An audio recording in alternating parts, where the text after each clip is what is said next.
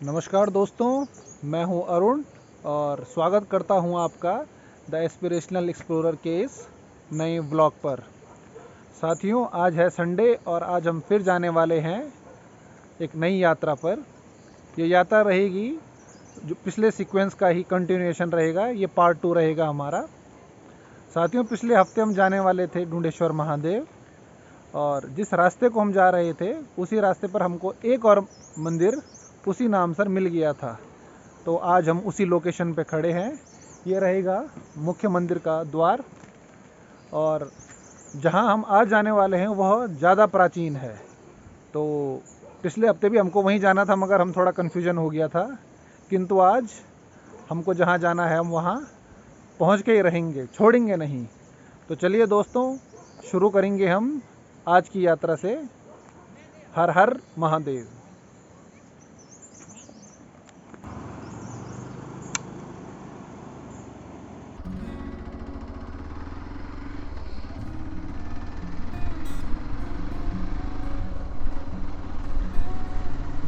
और दोस्तों, हम निकल पड़े हैं ढूंढेश्वर महादेव की यात्रा पर एक अच्छे मौसम के साथ।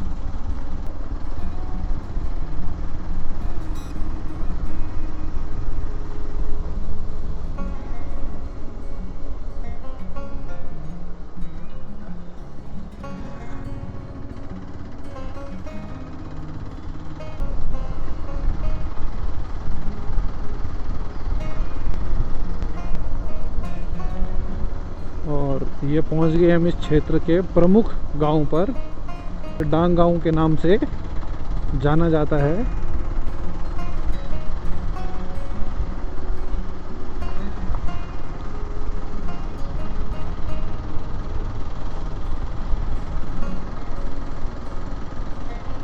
और यहाँ खेती भी काफ़ी अच्छी होती है। यहाँ पर एक छोटी नदी गदेरा या गाड़, जिसको हम पहाड़ में कहते ही हैं,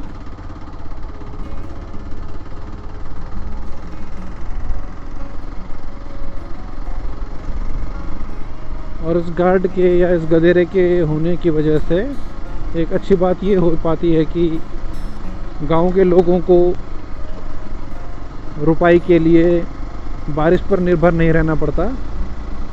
हाँ, बारिश अच्छी होगी तो पानी की मात्रा बढ़ जाएगी, किंतु थोड़ा बहुत पानी हमेशा रहता ही है, तो उनकी खेतों में रुपाई आसानी से हो पाती है। और खेत तो दोस्तों आप देख ही रहे होंगे क्या सुंदर लहलहा रहे हैं, रोड के दोनों तरफ हैं।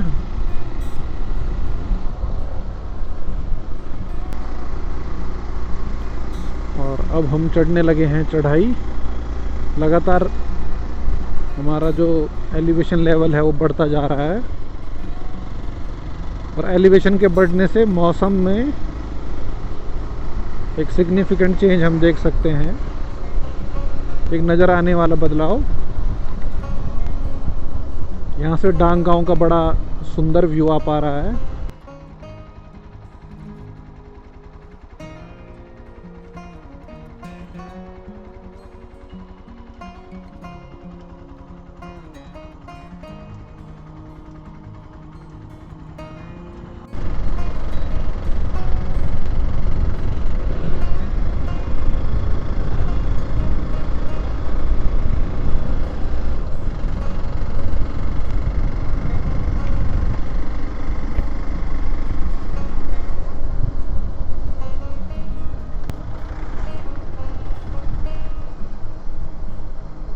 हमारे गांव की माताएं बहनें जा रही हैं घास पत्ती के लिए, संभवतः लकड़ी के लिए भी।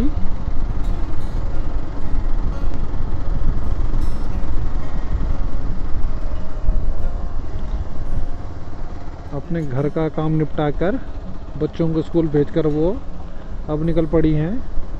अगर पहले की ये बात होती तो महिलाएं अब तक तो उनका वापस आने का समय हो चुका होता, मगर अब गांव के लोग भी बहुत जागरूक हो चुके हैं शिक्षा को लेके। वो भी समझते हैं इस बात को कि काम होते रहेंगे, पर पहले जो जो मुख्य है, तो इसलिए बच्चों को तैयार करके उनका टिफ़िन वगैरह पैक करके नाश्ता करा के उनको स्कूल भेज दिया गया होगा। और अब वो लेट में निकल रही हैं।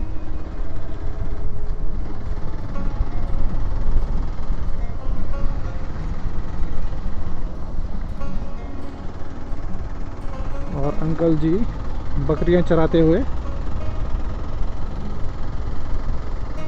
साथियों, रास्ता हो गया एकदम सुनसान और ये छोटी छोटी चीज़ें ही बड़ी सुंदर लगती है।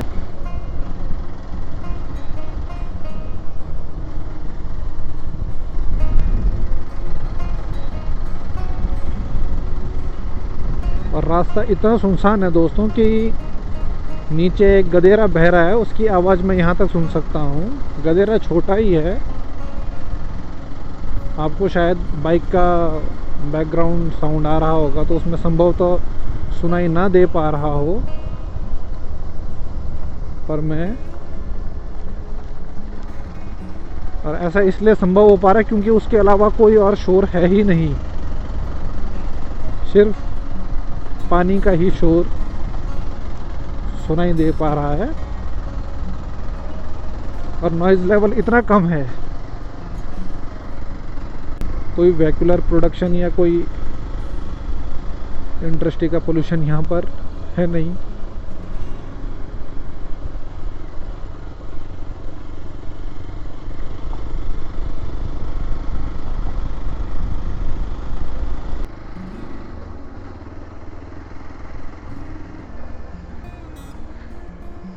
और ये शुरू हो गया हमारा ऑफ रोडिंग ट्रैक।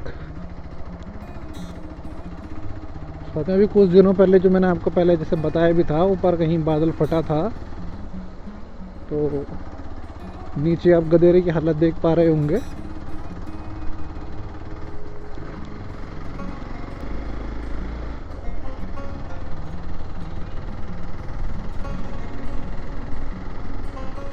यहाँ पर दो घाटियों का संगम भी है और इसीलिए दो गधेरों का संगम भी।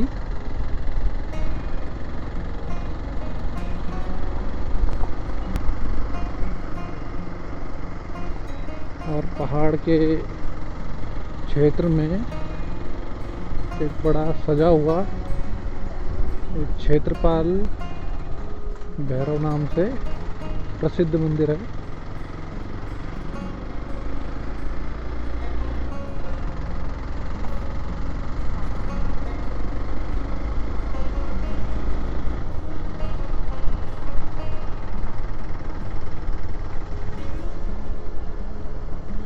आज हमारी क्योंकि यात्रा है मुंडेश्वर महादेव के प्राचीन मंदिर की ओर, तो आज हम अपना ट्रैक नहीं बदलेंगे।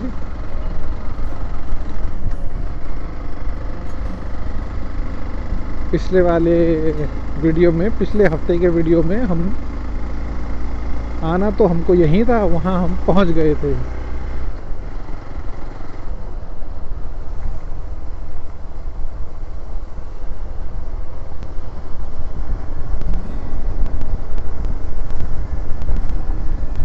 और यहाँ पर ये कोई ग्रामीण मार्केट या बाज़ार जैसा लग रहा है। ये क्षेत्र की छोटी मार्केट ही होगी।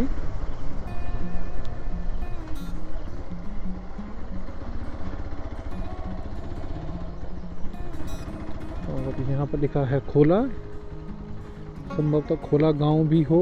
और खोला गांव है, नीचे खोला गांव का सेरा, या कहें कि यहाँ उन्होंने इस समय तो साटी यानी कि चावल की भी खेती हो रही होगी।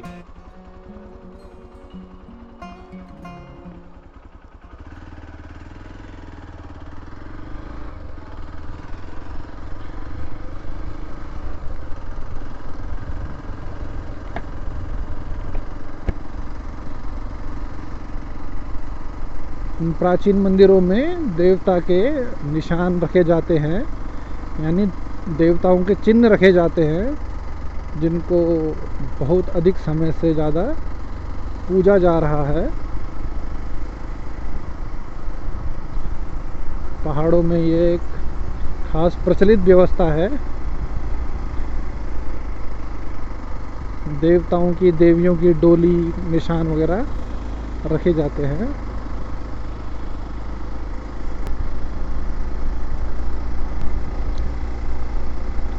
धूप खिल चुकी है पर हवा में ठंडक है।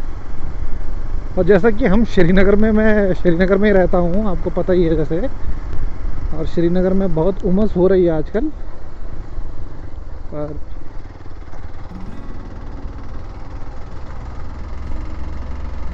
यहाँ का टेम्परेचर, मौसम, सब कुछ अद्भुत है। फिर छोटी छोटी जर्नीज लेके आता हूँ।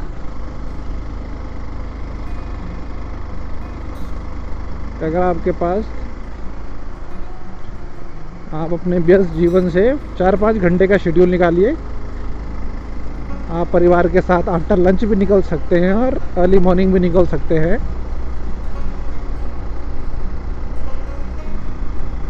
तो लगभग 1 घंटे का ट्रैवल डिस्टेंस और आप पहुंच जाएंगे बिल्कुल एक अलग दुनिया में।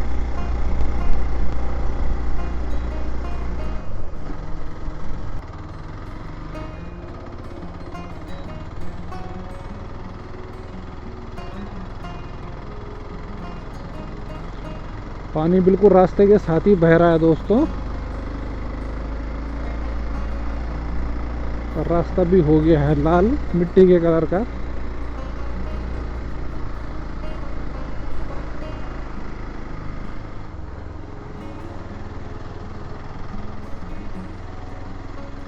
यहाँ पर पौधशाला भी है, पर बर्बाद हो गई है पूरी पौधशाला।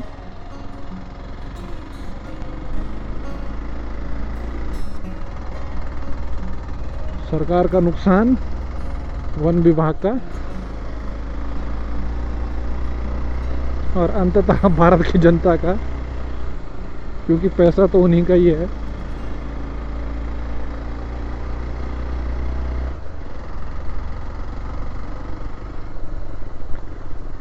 और साथियों, यहाँ पर हम आ गए हैं, जैसे कि आप देख भी पा रहे होंगे बहुत अच्छे से। यहाँ पर एक बड़ा बोर्ड लगा है,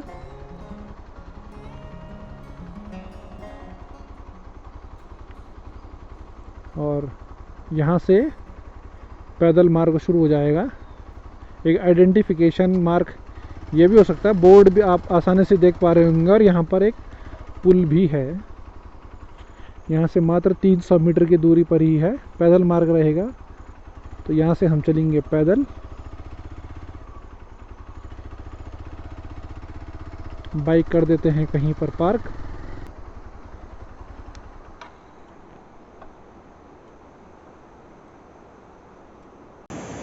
दोस्तों, अब हम पहुंच गए हैं जहाँ पर हमारा फाइनल पॉइंट है पार्किंग का। यहाँ पर इसके बाद हम जाएंगे पैदल, और जंगल का और नेचर का तो दिव्य क्षेत्र है ही। पानी को देख के ही ठंडक मिल जा रही है मुझे तो। थोड़ी देर बाद मंदिर से आने के बाद थोड़ा पानी के पास भी जाएंगे ही। तो अभी चलते हैं हम, और यहाँ से मात्र 300 मीटर की दूरी पर ही रहेगा। साथियों, यहाँ पर बोर्ड लगा है ढूंढेश्वर महादेव का, पर ये जो रास्ता है पैदल रास्ता ही रहेगा। पर अभी ग्रामीणों ने हमें बताया कि ये रास्ता अब टूट फूट गया है और यहाँ पर आवाजाही भी कम होती है। तो पुल क्रॉस करने के बाद लेफ़्ट हैंड से एक रास्ता हमें मिल जाएगा, तो उसको लेके चलना है। इस पर संभवतः झाड़ियाँ भी ज़्यादा हैं, और ग्रामीणों ने थोड़ा सा चेतावनी भी दी और थोड़ा सा डराया भी है कि यहाँ सांप, बिच्छू, नेवला वगैरह भी आपको मिल सकता है। तो आप नए रास्ते को फॉलो कीजिए, और पुल क्रॉस करने के बाद बाएं हाथ पर ये हमें मिलेगा, और ये रास्ता रहेगा इधर।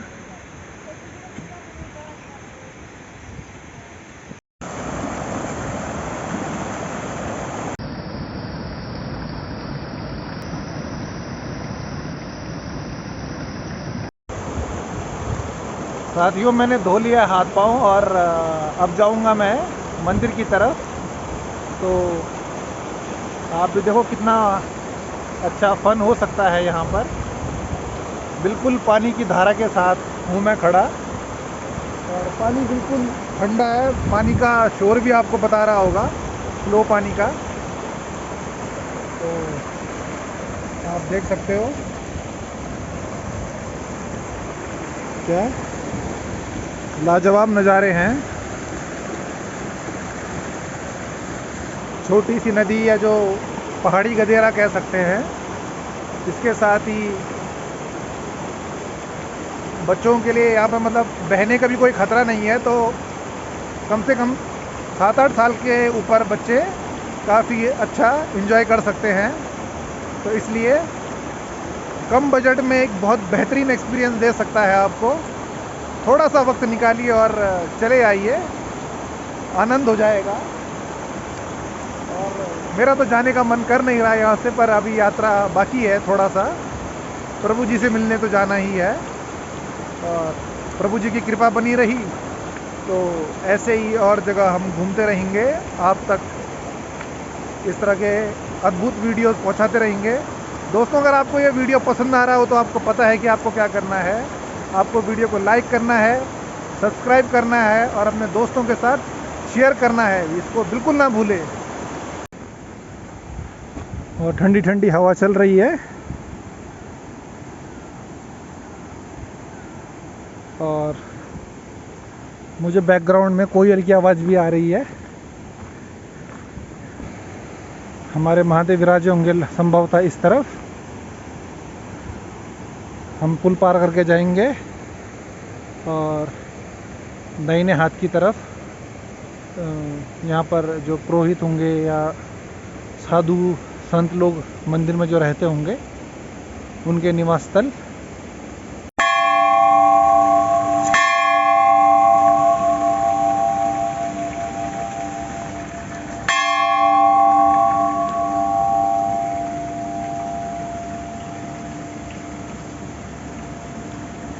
साथियों, हमने कर लिए हैं महादेव के दर्शन, और मैं थोड़ा सा आपको अंदर दिखाना चाह रहा था।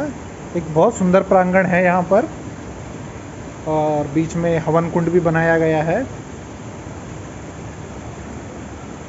यहाँ पर तो इस तरह से व्यवस्था हो सकती है कि आप में से अगर कुछ लोग चाहें जो अभी विवाह करने को तैयार हों, तो महादेव के देव स्थान पर यहाँ पर एक अपना जो छोटा परिवार है उसके साथ आप आ सकते हैं, और यहाँ पर एक पहाड़ी डेस्टिनेशन वेडिंग कर सकते हैं। आपको थोड़ा सा आज्ञा लेनी पड़ेगी, परमिशन लेनी पड़ेगी, जो यहाँ पर बाबा जी होंगे।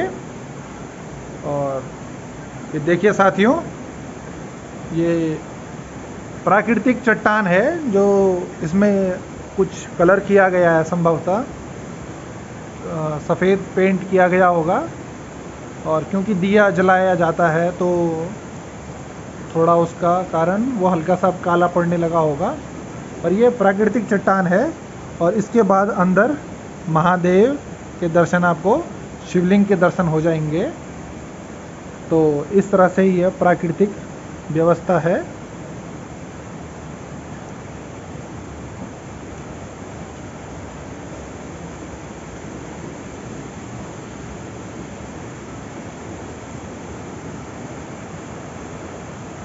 और बगल में ही जहाँ भोलेनाथ होंगे वहाँ माँ गंगा भी होंगी, और माँ गंगा को चिन्हित करते हुए ये जलधारा भी साथ में ही है। तो अद्भुत क्षेत्र है दोस्तों। साथियों, हमने कर लिए हैं महादेव के दर्शन। ये हमारी यात्रा रहेगी ढूंढेश्वर महादेव की पार्ट 2 में। हमको यहीं पहुंचना था, और फाइनली महादेव की कृपा हुई और आज हम पहुंच ही गए। तो आप भी आइएगा, आपका भी स्वागत रहेगा इस दिव्य स्थान पर, देव स्थान पर। और परिवार को लेकर आइएगा, एक छोटा सा ट्रिप रहेगा। अगर श्रीनगर से हैं तो मात्र 1 घंटे की दूरी पर, 1 घंटे से भी कम में आप पहुंच सकते हैं। और अगर आपके घर में बुजुर्ग हों तो वो तो आपको बहुत धन्यवाद देंगे ही कि इतने रमणीक और पावन स्थान पर आप अगर उनकी यात्रा करवाएंगे तो। और आपकी आत्मा को भी असीम शांति मिलेगी ही। साथियों, आपको ये वीडियो पसंद आया हो तो वीडियो को लाइक कीजिए, सब्सक्राइब कीजिए और अपने दोस्तों के साथ बांटिएगा, अपने मित्रों के साथ, जानकारों के साथ। चलिए दोस्तों, आपसे फिर मुलाकात होगी अगले रविवार को। तब तक जीवन का आनंद लेते रहिए और बहुत खुश रहिए।